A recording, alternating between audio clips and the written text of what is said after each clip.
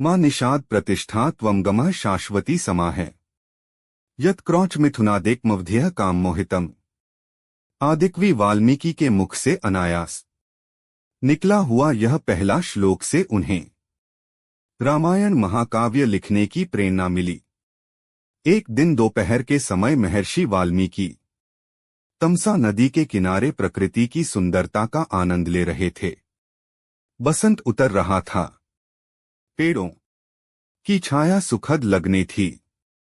One पर्वत सब हरे भरे थे। तमसा मंद गति से बह रही थी। नदी का जल निर्मल था। उसमें तैरती हुई मछलियां चमक रही थीं और नदी ताल भी साफ दिखाई दे रहा था। हरे भरे वन में भांति भांति के पक्षी कलरव कर रहे थे। नदी के किनारे लंबी चोंच वाले चटकीले रंग के पक्षी एक पांत में ध्यान लगाए बैठे थे। उनमें से कभी कोई तेजी से उड़ता और तीर की तरह पानी में चोंच डुबोकर कुछ पकड़कर ले जाता। नदी तट की शोभा को देखकर महर्षि वाल्मीकि के मन में अपार हर्ष था। सहसा उनके कान में क्रौच पक्षी की सुरीली ध्वनि पड़ी। आंख उठाई तो देखा क्रौच पक्षी का एक जोड़ा नदी तट पर कल्लोल कर रहा है। क्रौच कभी चोंच से एक दूसरे के पीठ सहलाते, कभी थोड़ा सा उड़कर वे इधर उधर बैठ जाते और फिर पास आकर खेलने लगते। महर्षि वाल्मीकि को ये क्रौच बड़े प्यारे लग रहे थे। इतने में नर क्रौच को निषाद का तीर कहीं से आकर लगा और वह गिरकर छटपटाने लगा। पति की यह दशा देखकर क्रौच बड़े करुण स्वर में रोने लगी।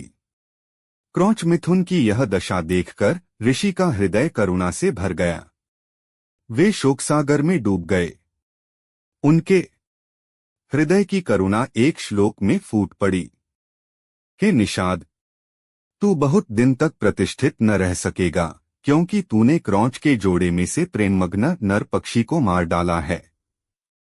बड़ी देर तक वाल्मीकि शोक के कारण बेसुध से रहे। जब वे स्थिरचित्त हुए तब अपने प्रिय शिष्य भरद्वाज से बोले, भरद्वाज, मेरे शोक पीड़ित हृदय से वीणा के लय में गाने योग्य 4 पदों और समान अक्षरों का यह वचन अनायास ही निकला है। मेरा मन कह रहा है कि अवश्य ही यह प्रसिद्ध होगा। भरद्वाज ने यह श्लोक कंठाग्र कर लिया और गुरु को सुनाया। इसे सुनकर वाल्मीकि बड़े प्रसन्न हुए। उन्होंने स्नान किया और वल्कल वस्त्र पहनकर शिष्य के साथ वे अपने आश्रम को चल दिए। एक बार नारद जी से उन्होंने पूछा था, हे देवर्षि, मुझे किसी ऐसे पुरुष का नाम बताइए जो गुणवान, बलवान और धर्मात्मा हो, जो सत्य पर दृढ़ रहता हो, अपने वचन का पक्का हो, सबका हित करने वाला हो, विद्वान हो और जिससे बढ़कर सुंदर कोई दूसरा न हो। नारद जी ने कहा था कि ऐसे एक ही पुरुष को मैं जानता हूं। वे इक्ष्वाकु वंश के राजा दशरथ के पुत्र राम हैं। वे सब तरह से गुणवान और रूपवान हैं और जब क्रोध करते हैं तब डर के मारे देवता और दानव भी कांप उठते हैं। वाल्मीकि को ये सब बातें याद पड़ीं और रामायण की जो कथा नारद जी ने संक्षेप में सुनाई थी वह भी उनको याद आई। यह याद आया कि देवर्षि देवलोक को आकाश मार्ग से किस अद्भुत गति से चले गए थे। जब महाराज रामचंद्र की कथा वे दोहराने लगे तो सहसा निषाद श्लोक का एक दूसरा अर्थ उनके मन में आया है। माधव रामचंद्र, तू अनेक वर्ष तक राज करेगा, क्योंकि तूने मंदोदरी रावण जोड़े में से कामपीड़ित रावण को मार डाला है। यह अर्थ मन में आते ही उनकी चिंता मिट गई। परंतु मां निषाद श्लोक उनके मन से नहीं निकला। वे उसे प्रायः गुनगुनाते रहे। मार्ग में भी वाल्मीकि मां निषाद गुनगुनाते चले जाते थे।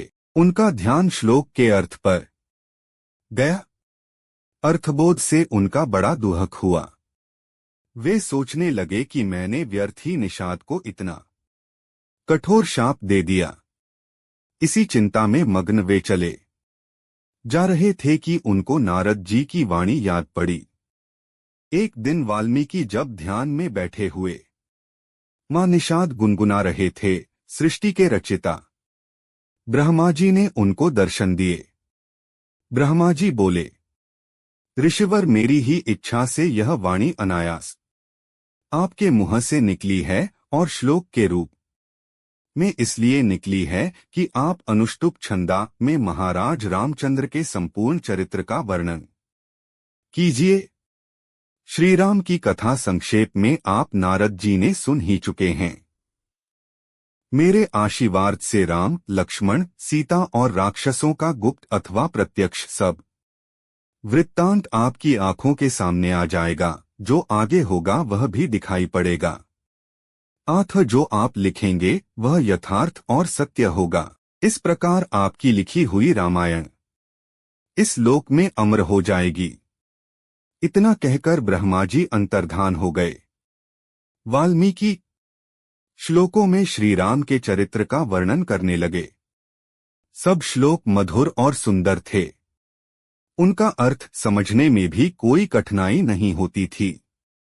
उनके सामने राम, लक्ष्मण, सीता, दशरथ और दशरथ की रानियों का हंसना, बोलना, चलना फिरना प्रत्यक्ष हो गया और वे बिना रुके रामायण की कथा लिखते रहे। 24,000 श्लोकों में उन्होंने